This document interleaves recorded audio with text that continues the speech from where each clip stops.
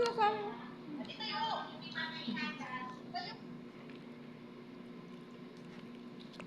Nag-girgir si Dailin, no? Yan, nag-girgir. Kain. Sarap ang ulam namin, Jollibee.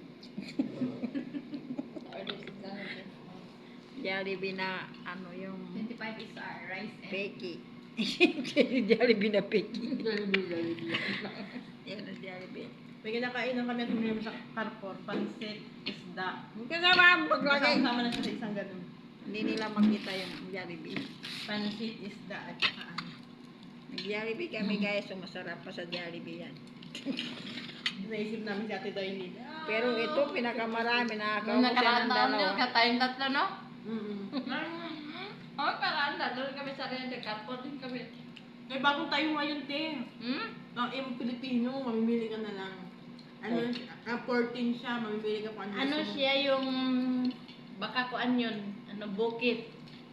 Kasi mamimili ka na lang eh kung anong gusto mo, di ba? Mm-mm.